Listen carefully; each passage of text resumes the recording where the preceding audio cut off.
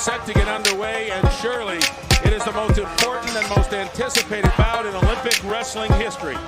This man, Alexander Karelin, wants to set Olympic history. He wants to be the first four-time Olympic champion in this sport. He's already been the first three-time Olympic champion. If Rulon Gardner could beat this man, how much of an upset would it be, Jeff? If Gardner the American were to win this match, it would be akin to the 1980 U.S. hockey team's win over the Soviets. It would be that unexpected, Russ. If the hockey team's victory over the Soviets was called the miracle on the ice, then Gardner's victory would be called the miracle on the mat. Well, time is running down. There's only 2 seconds to go. That's it! Oh, my! Do you believe in miracles again?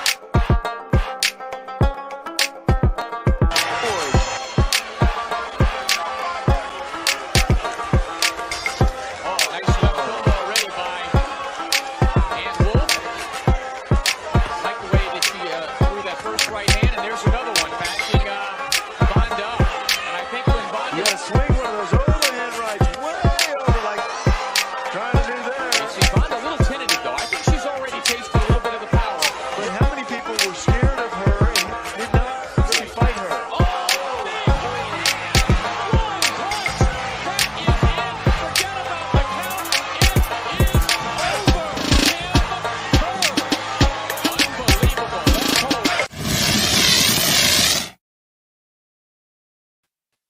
Welcome to Fighter Share Report. It is a little after 7 p.m. on Wednesday. Let me introduce you to the man with the plan. Mike, What's going on, bro? How you doing?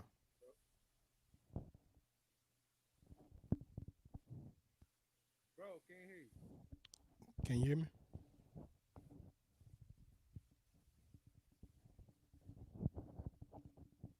Can you hear me? What's going on with you, bro? You say you can hear me now? Yes, I can hear you now. Okay. Everything good, bro. Just excited about our Wednesday therapy session, man. It's been a interesting day for me so far, to say the least. So just ready to get this thing going, bro. That's a good way to call it, interesting. Because it really has been a very interesting day.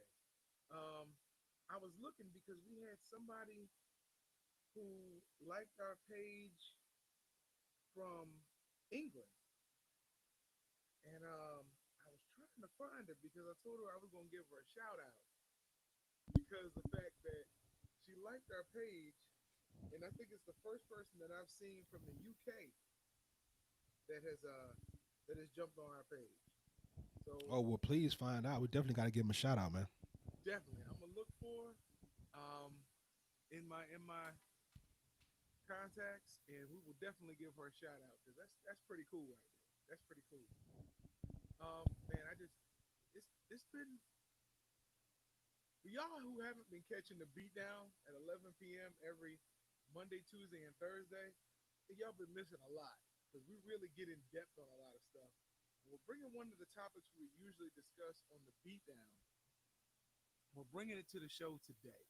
So can't wait to get into it a little bit later. We got a full show. I'm telling y'all, you tuned in on the right day. Well, any day we're on is going to be the right day because we put our work in to bring this stuff to y'all. So we're going to jump right in to On My Grind.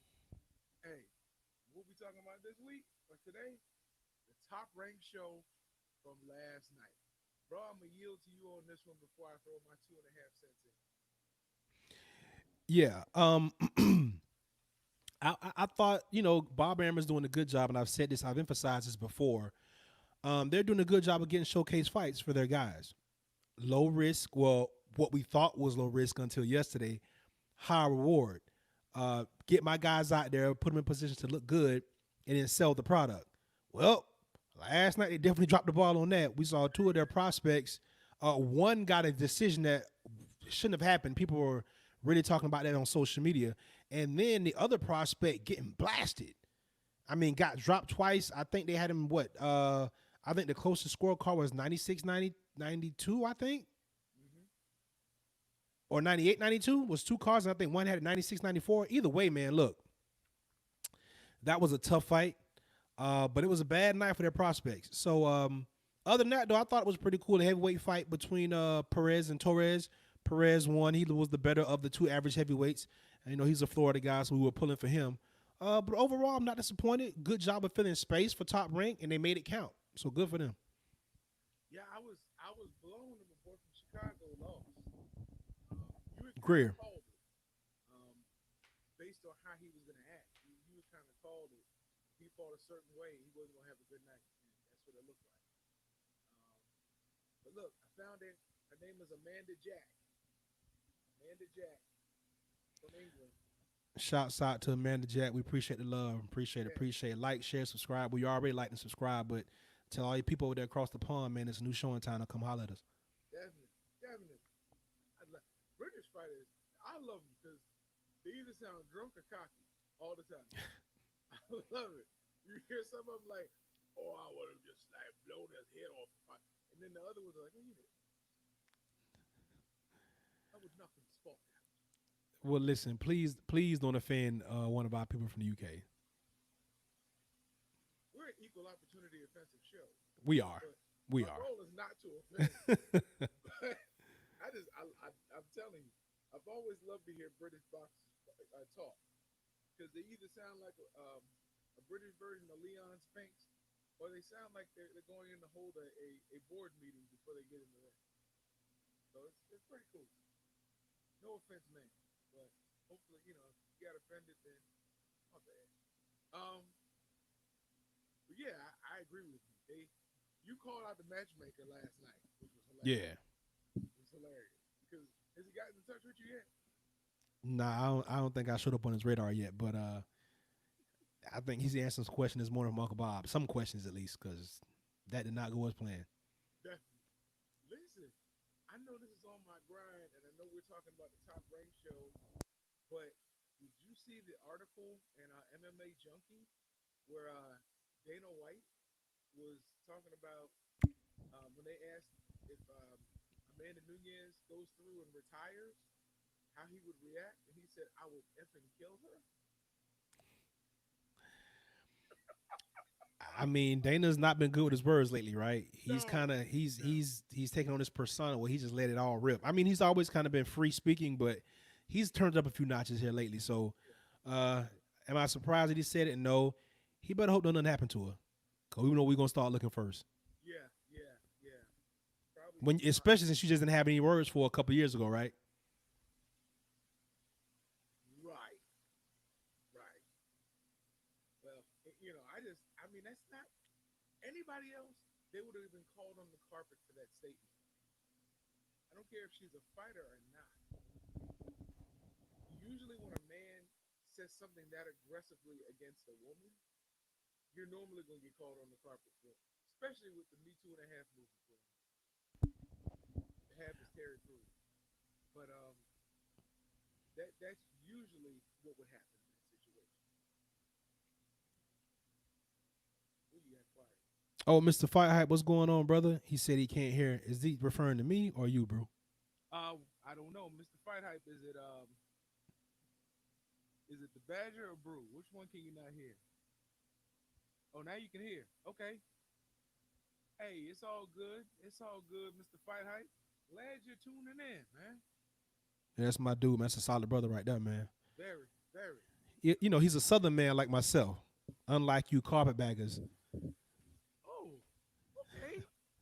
I won't hold that against you, Mr. Fight Hype, because you're doing some tremendous work. So. Oh, he's saying he can't hear you, bro. Really? Yeah. Oh man, what about now, Mr. Fight Hype? Oh, you sound louder to me now, bro. Okay. Wow, so they missed everything that I said. What happened? Your jack came out or something? That sounds like a late night show. Man, you gotta relax, bro. You got to dude. Perfect. Thank you, Mr. Fight Hype. I'm not saying you, but some of the Southern people from the middle of the state in Florida, sometimes they sabotage your audio equipment because theirs ain't hooked up correctly. But, I'm not calling up any names or anything. I would not point to anybody. You know what I'm saying? Wouldn't point to anybody that would do that. Nobody. Listen, it's time for us to get into our next segment.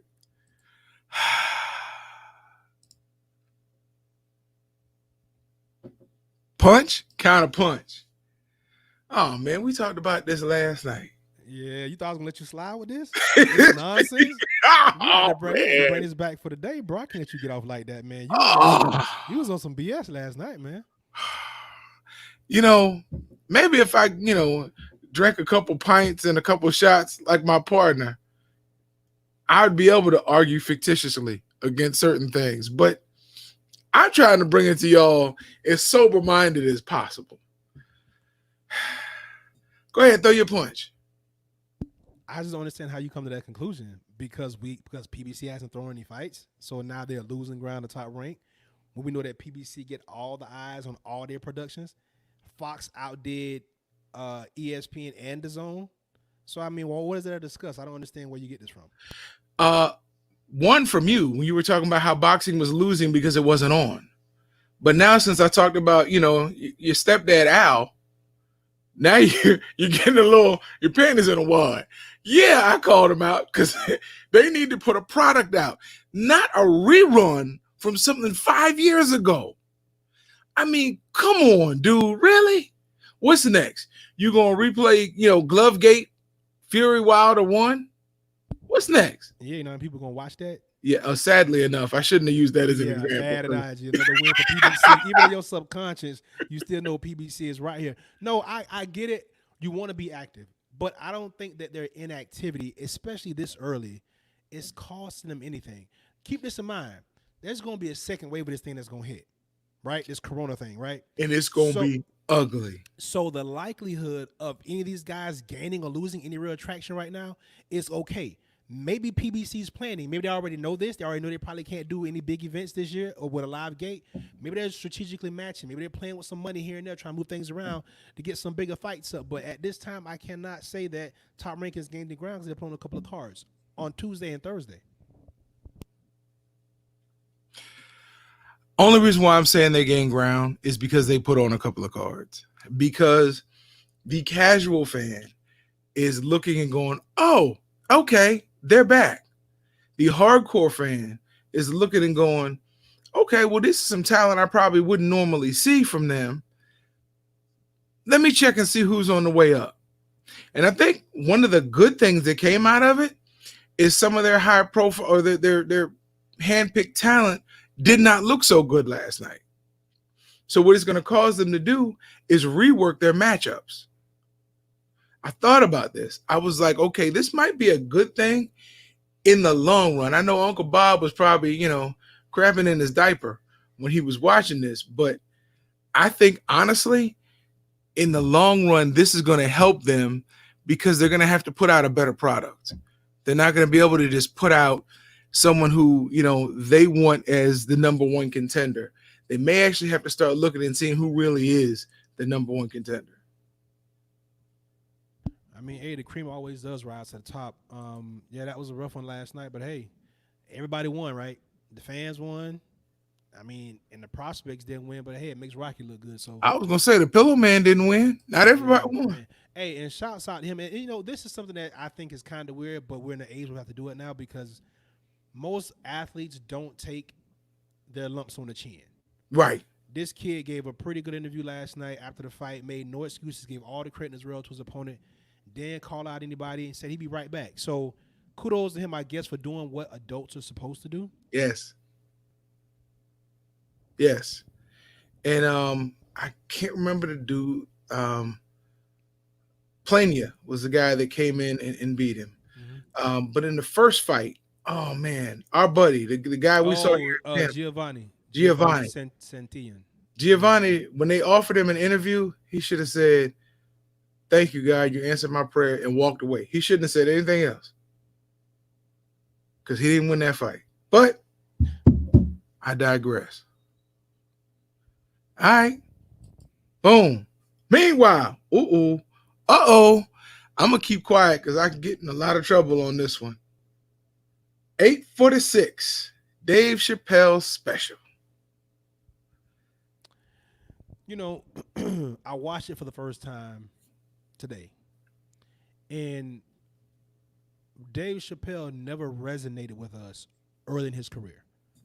There were some hardcore people out there that knew who Dave Chappelle was, but Dave Chappelle was not considered one of our comedians when he first came up. We didn't, Wait a we minute. didn't rock with Chappelle like that. I'm sorry. Go ahead. Most of us only found out about him when he did Half Baked. That was like his introduction to us. And again, you still had to be of a certain demographic to appreciate Half Baked for what it was. It was a cult classic, right? Dave Chappelle did something that few comedians do anymore. And that's to take something that's totally relevant today, draw references from its past to show you its future. That was a very good special. And what it also showed us, too, was how the media really controls what we think, but not only that, just the media cycle. Because he made a few points about certain incidents within this last, 10-year timeline? And when you really hear it run off that way, it's like, I remember that, but wait, I forgot. But yeah, and then it was this and it was that. That special gave us direction. It gave you purpose, and it just gave you inspiration, man. I'm proud of Chappelle, bro. Yeah. Somebody that's really just start to really tack on him like the last 10 or so years. That's a dope man right there, bro. I remember Dave Chappelle before Half Baked. I remember when he was on Def Comedy Jam and rocked the house and didn't have to use a bunch of profanity when he rocked the house. Dave came out and he's always been cognizant of what's going on in the world around us. And he tried to make light of it. Even, I think it was 18 or 19 when he did Def Comedy Jam. He was young. And I remember the one joke when he was talking about he took a friend of his who was white to a party in his hood. And he was trying to fit in with everybody talking about, hey, nigga, what's up, nigga, what's up? And the guy said, hey, nigga. And the music just stopped. And Dave said, like a good friend, I was there when it was over, but he got his whoop that night. He said, you got to know your parameters. Know your parameters. Then he did the Aspen Comedy Festival, I think later that year or early the next year. And he just showed his genius. Even on a bad night, Chappelle could really still bring it to an audience. And then a year or two later, Half Baked came out. But Dave we liked him, but Dave was a comedian, a thinking man's comedian, in the same line of Richard Pryor, the same line of, believe it or not, Robin Harris. He was a George Carlin. He was a thinking man's comedian. He brought things to you to make them make sense that you normally would overlook. So when he did Half Baked and was embraced by the Green Day coalition, I call them, the college crowd of that day, people thought, oh man, yeah, he appeals to white folks. But that's because you didn't go back and look at what he had done previously. Yeah. Dave has always been brilliant, man. Yeah, I'm in total agreement with you, but I will say this. See, you are a comedian in your art. So your points of references are gonna come from different angles. From me as a consumer, Dave didn't appeal to us. And like you said, even with Half Baked, the movie was such slapstick comedy that it just resonated with everyone, but that was still more of a cult classic. We didn't jump on with Dave Chappelle until Lil Jon and Dave Chappelle show. That's when we jumped on the Dave Chappelle train, and we've been riding it ever since. It's hilarious that he came on Def Comedy Jam, and he didn't make the best of Def Comedy Jam. Certain people who were hilarious back then didn't do so. I mean, they did well on that show, but Def Comedy Jam didn't rock with them. It wasn't the fans didn't appreciate him, but like Chris Rock. Chris Rock came on Def Comedy Jam. Chris Rock already had a name in the black community, but Def Comedy Jam didn't do anything to help him. It was like he had to go on there to stay relevant, but it didn't do anything to help him. Well, I will say this too. I think based on the type of comedians that you relate to, says a lot about you. One thing in particular, your intellect. There's highbrow comedy, which is the Chris Rocks, the George Carlins, the guys that make you kind of go back and think about things, the Dave Chappelles. Then you got the slapstick comedy, the guys that use props. They always come out to acts. And then you got what they call crass comedy. and there's a space for everybody. There's a space for everybody in that art form to win. So, you know, My last point on this, and I know I'm going over for a few seconds, but as a comedian, I always remember what my grandmother said. My grandmother said, "Profanity shows your lack of vocabulary." And as a comedian, I always looked at it as an art. I did a lot of black shows and did well. I even did, audition for Def Comedy Jam and got the audience back in line when I had a couple of hecklers. But there's an art to crass comedy, but most comedians don't understand the art of that. They just throw out F-bombs. They try to be more of a shock comic than anything else. And it doesn't show your growth. It doesn't show your maturity. It doesn't show the art of comedy. You're just trying to get a cheap laugh to get a couple of dollars. And even comedians that start out like that, typically if they stay in the game, they mature and you actually see growth later in life. I always looked at it as, just like telling somebody else's joke on stage. If you don't give attribution, you're just stealing. Throwing cuss words out just to throw cuss words out, you're just stealing. Because some people are going to feel uncomfortable. Some people, it loosens them up. And you just use that to buffer the fact that you really don't have any jokes. That's my opinion. I don't care if you don't like it. That's my opinion. Uh-oh. Uh-oh. Uh-oh. Uh-oh. All right. Do you want me to set the scene for this one? no, just make it good. Okay. Well, if you look at the title on the top,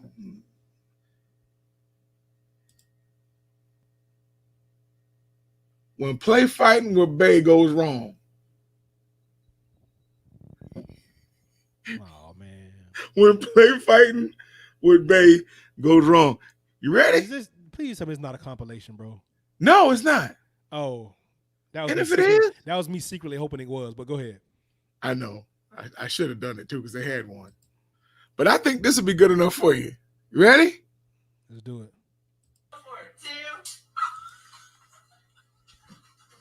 Yes. Yes. Oh, he sleep.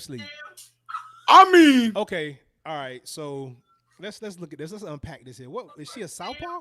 Oh, see, she's a southpaw, bro. First of all, Yes. that's a no. His brain couldn't even digest the angle that punch was coming from because he's probably never seen nobody throw a look at him. straight left like, oh, he sleep.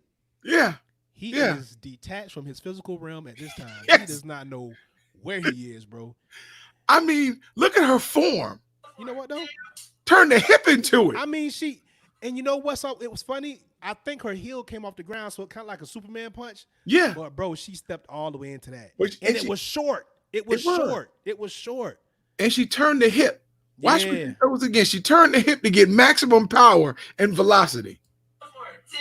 Back. Oh, I mean, let's see if we can catch it right at the impact. Look at that. Okay. So Look at him. Look. Okay, Look at that's great. You have a career in this, bro. By the way, but yeah. Let's see. Listen, the hip alignment, maybe the elbow flared out a little bit much if she straightened that elbow up, but maybe she's trying to throw more of like a twerking overhand left kind of, not so much a hook, kind of like what Triple G throws, like that kind of that corkscrew. Yeah. She been watching Triple. This is what she's doing. This is it. But I mean, boy, just leave that right there. Look at that. Yeah. Look at God. Look at it. I mean, that's incredible. I wish I had a telestrator right now. A woman of her work. Look at that. Yes. She don't know. God sent her down just to do this. Yeah. And the sad thing is, after he sees this, when he wakes up, he can't say nothing anymore. And I'm gonna say something. This is gonna be so wrong, but I gotta say it. University of Alabama, smug attitude. I think he deserved that one. I think he deserved that. I've been wrong. I've been wrong before. I think he deserved that one. I'm missing. What was that DJ when we streamed the fight? Oh, I can't remember his name. But this when he would come in and say, "You just got knocked off." Yeah, that is awesome, bro. Great job with the CBM. But yeah, all those reasons that I gave, it couldn't have been me. It couldn't be me because I'm not playing them kind of games, bro. No. I don't like getting hit in the face. That's why that's why I move around a lot when I'm sparring and stuff. I don't like taking shots, man. And listen, So that couldn't have been me because I'm not going to let you hit me in my face. That's not. I couldn't do it because my wife hits too hard. I've seen her hurt grown men. So I'm not going to sit there and let you punch me in my. We don't play fight. We don't. We joke. We tease. We don't play. I'm going to show you. Right over in the corner, I have an aluminum folding chair. If she comes at me to hit me, the last thing she's going to hear before she goes to sleep is, boom. That's it. That's it. And I'll swing it rapidly. So if I got to put 2 on her, I'll put 2. You ain't, no. Bro, we just went over this in the last segment, bro. Yeah. You What? just can't say certain stuff, man. Don't be Dana. Don't be that guy. First of all, I don't hit women. I don't. That's we haven't agreed. We're just gonna show your WWE background on and hit across the folding chair. Hey, she hit a buddy of mine, and his arm, and his whole arm from the shoulder down went limp. And he was looking at me like, "Are you going to help me?" No. You got another arm to drive with? No.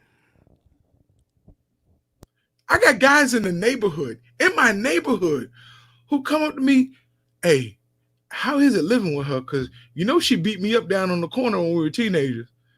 Took me off my bike, tore my shirt, beat me up, sent me home." My wife is a G, for real. Y'all play with it if you want to. We'll leave it at that, bro. We'll leave it at that. Well, I know my parameters. I can fight, and if I need to, but I ain't gonna marry somebody I got to fight my way out of the, We have a good situation going. But just in case it goes bad, I got that folding chair. Always near. You are something else, man. You ain't gonna tell me, Your Honor, he put his hands on her. I did not. I put this chair on her, but I did not put my hands on her. You gotta relax quick. You gotta relax. Ooh, I thought you were gonna finish that statement. I ain't got to say that. I thought you were gonna say, "Watch out, quick." I know my parameters. I'm good. But I honestly thought she could have sued them because I thought they got Della Reese's character from her, especially in that alley. Well, she's been touched by an angel, bro. See, there you go. That's why I'm alive. There you go. See? I'm alive. Woo. I tease people a little too much. So with her though, I gotta kind of. But you know what got me? When the first time I saw her spank our daughter, not the first time, but when she was like 4, and I saw her spank her when she was 4, she gonna tap her. I'm like, you need to hit her like you hit me. She said, "No, I love her." That's all that matters, bro. Gave me a real point of reference. Hey, great show, bro. Thank you, Mr. Fight Hype. Thank you, Miss Jack, for liking our Facebook page. Please like, subscribe, share. Like our page so you'll get, all the updates. If you want to see something on this show, let us know. We're on every Sunday and Wednesday at 7 p.m. Monday, Tuesday, and Thursday at 11 p.m. And, if you log on, you'll get to see Pretty Tony as well because he's up here with me. You got to relax, bro. Again, thank you, Mr. Firehap. I appreciate the love. Thank you to our friends overseas, man. Everybody's rocking with Friday Share Nation. Again, like he said, every Monday and Tuesday and Thursday at 11 p.m. on the Beatdown. Every Sunday and Wednesday at 7 p.m. Friday Share Nation, y'all. Stay safe. We out of there.